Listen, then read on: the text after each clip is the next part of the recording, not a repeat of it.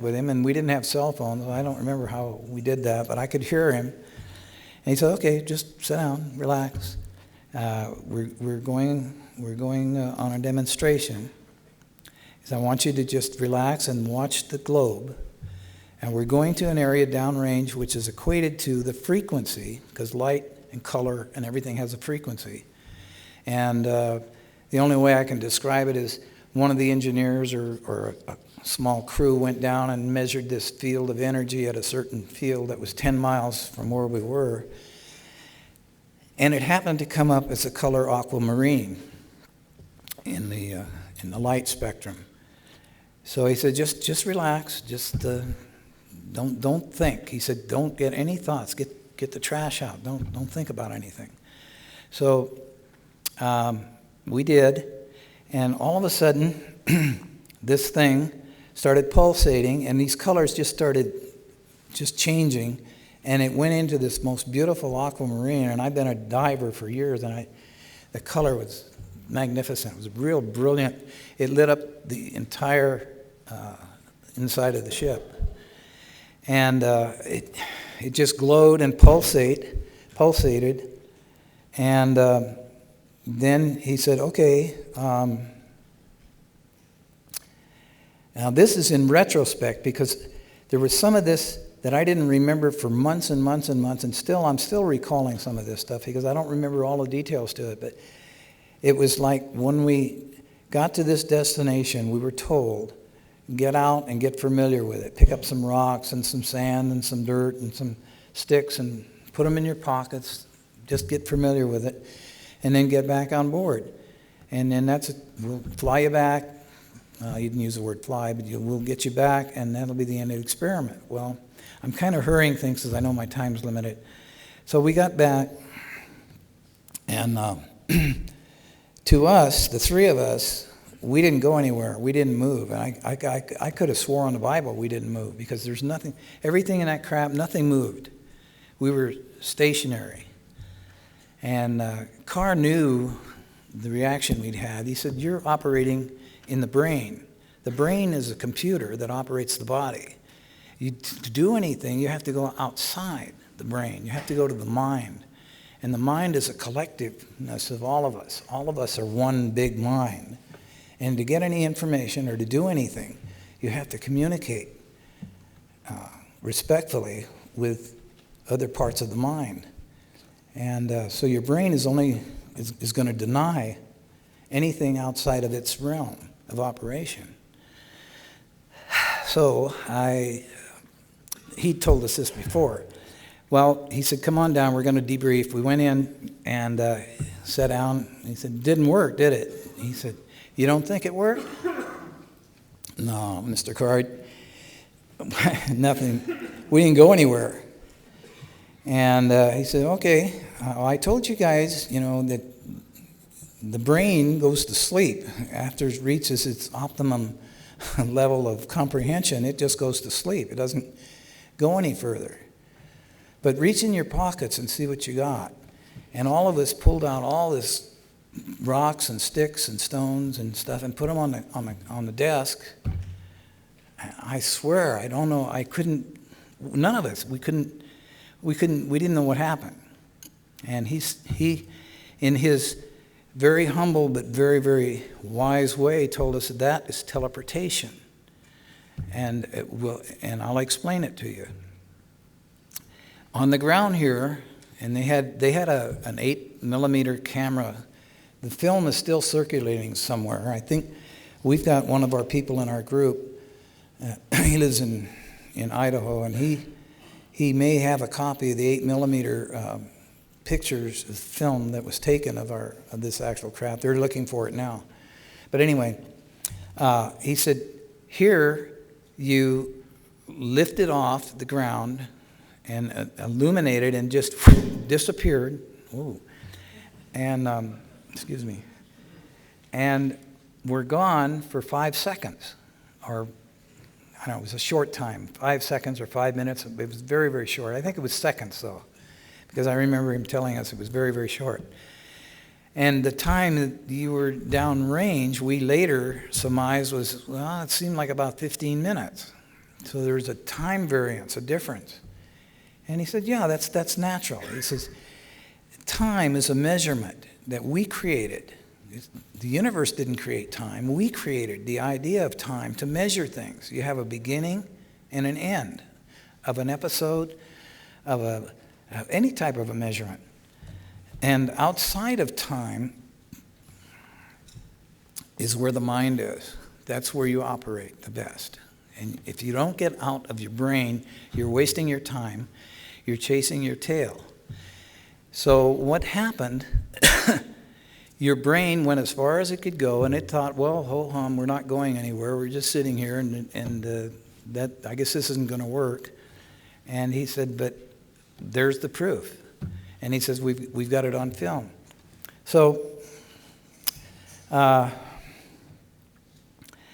he explained that, and he was really very, very insistent on, we resonated, if you will, on the idea that we were energy, not bodies.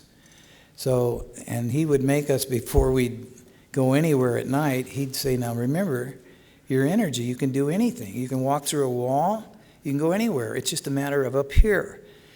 This tells you you can't, but the mind will say you can. And you've got to follow that mind and see where it leads you, because you can go anywhere in the universe with that. And he said that we're going to be shut down, boys. I can see it coming. And maybe the next generation, or maybe the next, but sooner or later they're going to paint themselves in a corner where there's no other way for energy. They've used up all their resources and ways to do things. It's going to become very expensive. Am I out of time? Am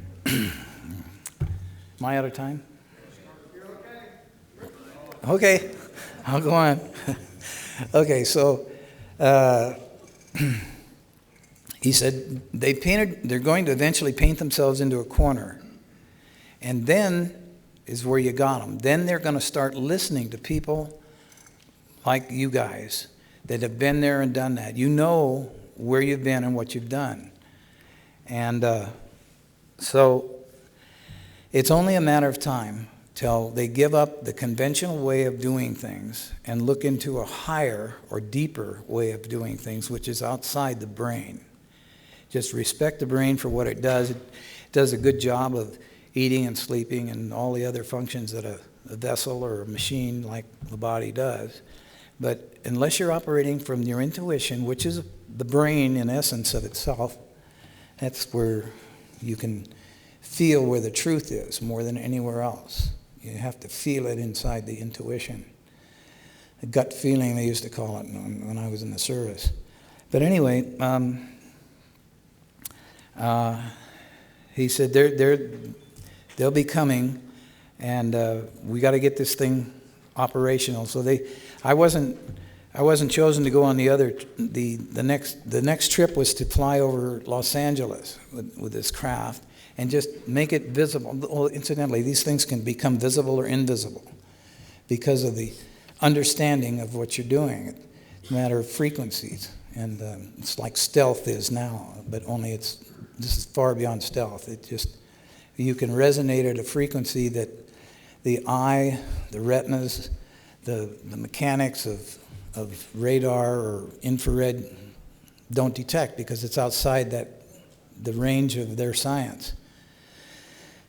So he said, we're going to take one and fly it over Los Angeles, and just until we can get some exposure. Well, the next week they were getting ready to do that. These vehicles, military vehicles, big 10-bys, I think they call them, big military vehicles with all kinds of soldiers and everybody pulled into the compound. And then these guys came up to us and with a paper and said that we were cease and desist, or whatever the words are, I don't know. But he said, you're no longer allowed to operate because, and Carr said, why? He said, well, you're attempting to overthrow the monetary system of the United States. And that can be that can be a treason. That can be. So Carr said, well, we're trying is tinkering here, trying to get things to work better for people. And they said, no, we're going to have to confiscate everything. That's where they took our large, the one that I was in, they took to New Mexico. They took all our facilities. They went into the lab. They went through everything and took boxes and boxes of paperwork and stuff out. And then they interrogated us, I guess that's the word for it, for hours and hours and hours, and told us, not to talk about it. And they threatened us with all kinds of unhealthy things. And so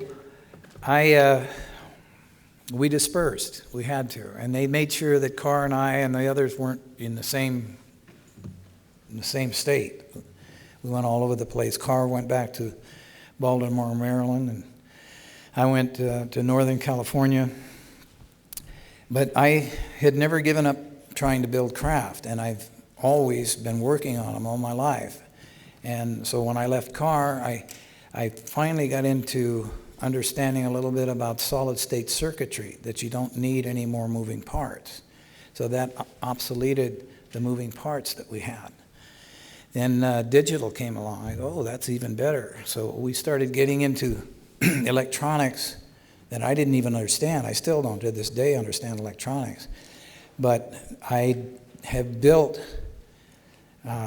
in my mind and some small replicas of craft to the best of my ability, operating without any moving parts.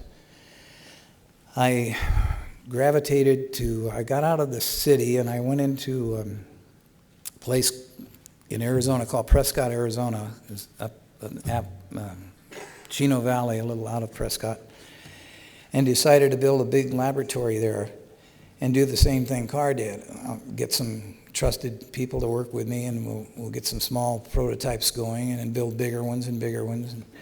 And so I went into the building people and I told them I wanted to build a house that was just off the ground. And they said, no, you can't do that. And they said, you're going to have to anchor it down, you're going to have to put rebar, and you're going to have a septic system with leach lines and everything. And I had all these other ways that I wanted to present to them that I said, this is simple. Here's a system in Sweden that works with, it's a septic system that completely recycles itself. Everything, there's no waste involved because the methane is used. It is so pure when it comes out of the septic system that you put it in your garden. I mean, it's a very, and they said, no, we don't have that on our books. It's not in our books. You can't do that. You've got to have a giant block, put it in the ground, and put these leach lines out. And I had a nice garden going down there, and they said, no, you've got to go down through that garden and put these leach lines out. Well, anyhow, we got constantly interrupted. And so we decided, just my wife and I, there was just two of us, to build a replica, because I still have it in my genes, of all the dimensions and all the frequencies, of the craft. So we built, I'll just show you that real fast. My time's up.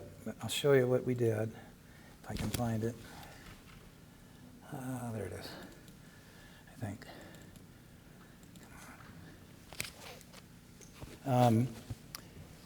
And so we built a replica of the craft underground. We went 9 feet down, and we were doing it all by hand, just the two of us, and we decided that that's where we... Can I use it again? Sure. If you click on any one of the pictures, it'll come up. Oh, it will? Yeah. Oh, great. Okay. We can go to a slideshow. Okay, let's go to a slideshow real fast. Slideshow. You see it on the left? Yes, I do. Okay, I got to go back one frame. Let's see, can I? You can hit the left arrow. Okay, let's see, that's not it.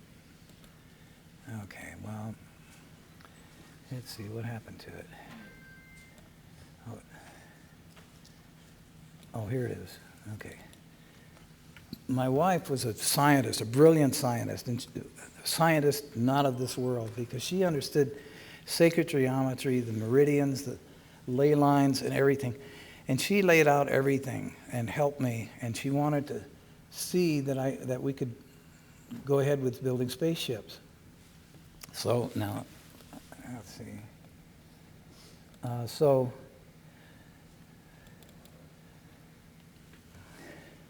I'll just let this run, and I'll just talk about 5 more minutes. So I built a small laboratory there and a little machine shop, and I started producing small little crafts. They weren't quite levitational. I was having little problems with them. Oh, it didn't work. Hit the right button. The right button?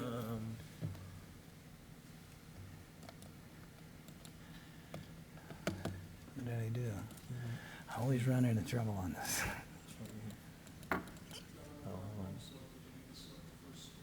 Reading preview. I don't know what happened. Oh, man. What did I do? Yeah, let me try. Okay.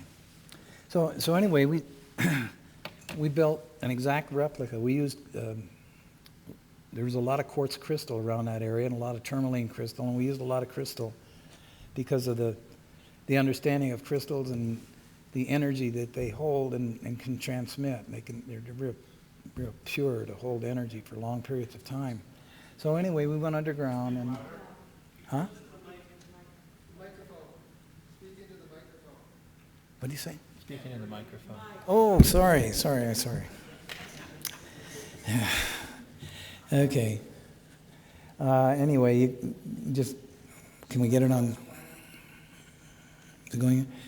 Anyway, so we built an exact replica with all the, say,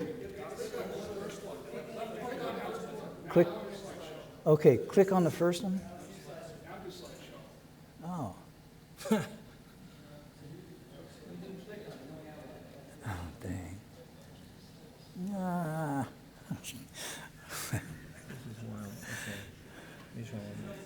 Maybe that one is just giving. Okay, try the next one.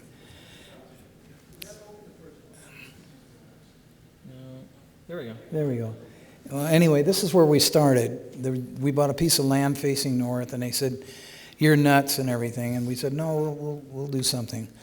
Well, everything we did, both her and I, was from our intuition. We didn't move. We sat for 3 days in a pickup and sleeping in the back of a pickup until the land chose us, until we knew that was the right place that we were going to build. This is how you advance, right? And This button right there. that one? Okay, thanks. So it won't go on a slideshow? Pardon me? It won't go on a slideshow? Oh, well, I had it stop so you could do them individually. You wanted to go automatically. Yeah, I'm out of time. Can I Okay, put it on sure. a slide? Okay. So anyway, I did get some small craft that were, they were semi-operational, but they glowed quite a bit. And the neighbors were wondering what the heck we were doing. We're like Dr. Frankenstein up there working on the hill. And so I had a friend, his name is Walter Baumgartner. He wrote a book called Energy Unlimited, if you've ever seen it. And he said, well, you guys are going to run into trouble here. They're giving you all kinds of hassle on building codes and everything. I've got a place in New Mexico. Let's go over there and build them. So I said, well, we'll commute. And that's what we did. We went back and forth to New Mexico, and we're building some small craft there. That's when we got the hole dug. And the only thing we hired was a backhoe to build the hole, dig the hole.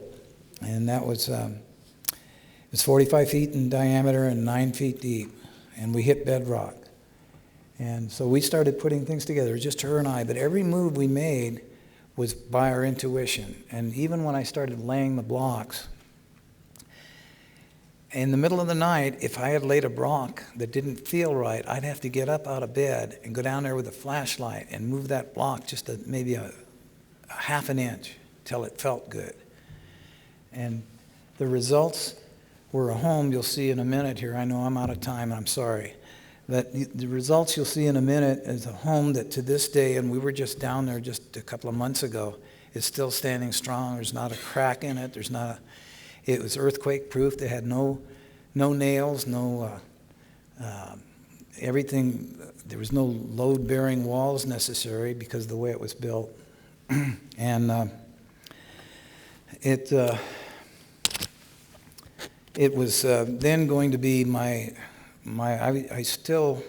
had retired from the locksmith business, but I thought, well, maybe I can become a consultant getting people to build these kind of homes and then introduce slowly into levitation devices. Well,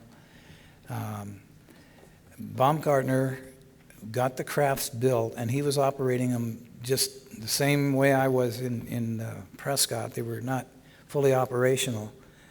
And what was lacking in both of us at the time was the consciousness that Carr had tried to make us aware of, that you've got to get out of the box, if you will. You've got to get further than just thinking you're going to put nuts and bolts together and it's going to work, because it doesn't work that way. It has to operate from the mind, and it will work every time without exception.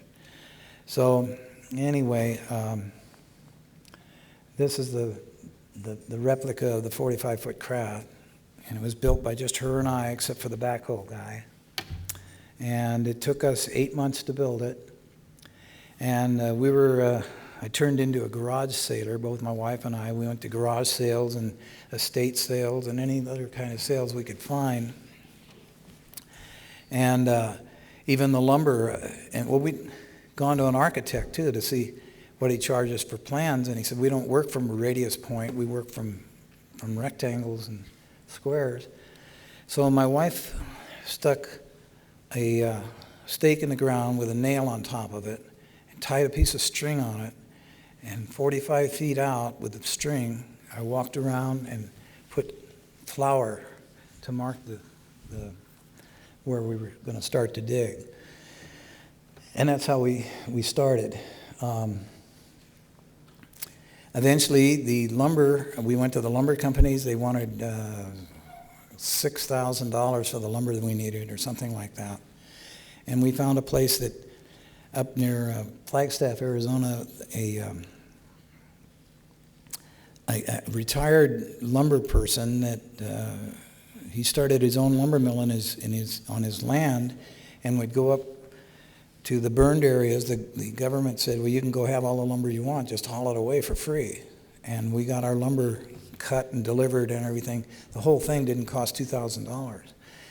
So anyway, we went up and up and up with it, and we got to a point where it was semi-completed. On the top of this was going to be something similar to a monolithic dome, which would water itself.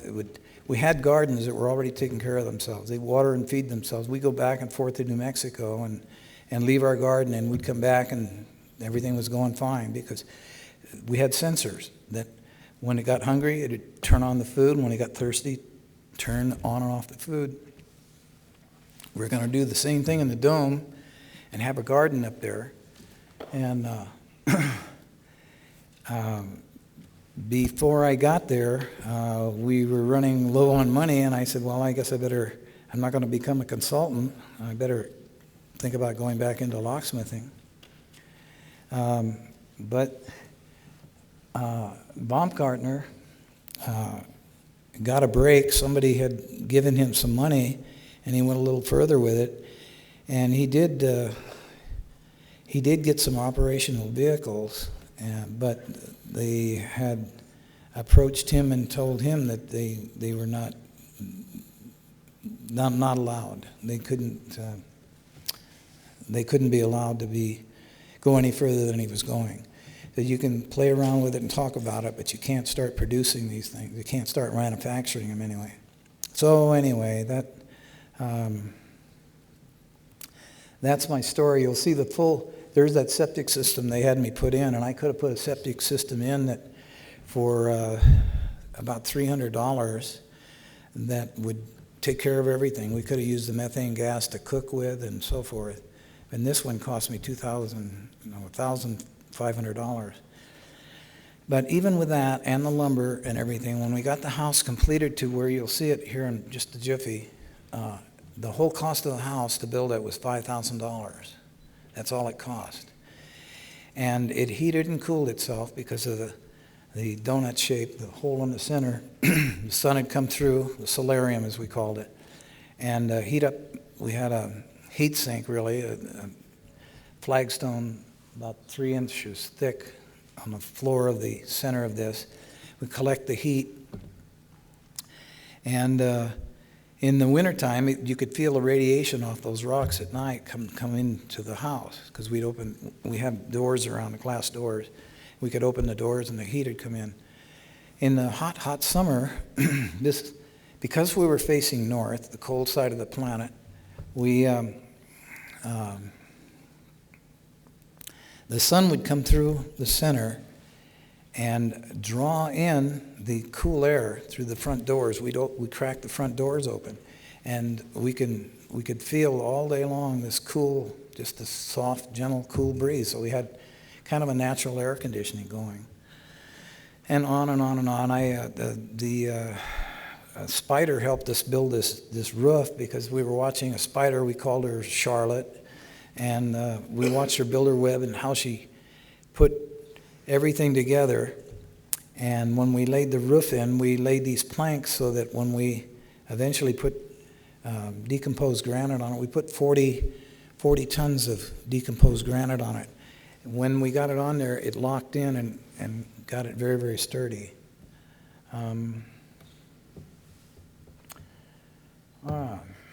Anyway, I guess that's my talk.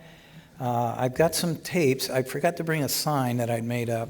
It'll be here tomorrow, probably. We're getting it faxed up. But I've got some discs of all this and much, much more about talks that I've given. Otis Carr talking on the radio, his transcriptions in writing so you can read them. And these discs are free. There's no cost. There's no charge to anybody.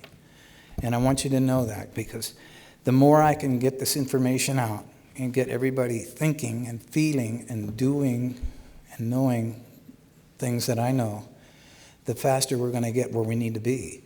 We need to get back to where we were at one time. We lost our way. Now, my associates have suggested that a donation would be appropriate to cover the cost of making the disc, and I don't have a problem with that, but I'm not asking for a donation. I'm not doing that. The information's free, and they'll be out on the table, probably on Terry's table, I understand. And they deal with different talks that I've given, different information that's never been out before, that I've had for a long time, and I think you'll find the interview with Otis Carr very interesting, because he'll tell you exactly how these things are operating, the Utron, and he was attacked by many people with, I know my time's up, people with scientists were on the program saying that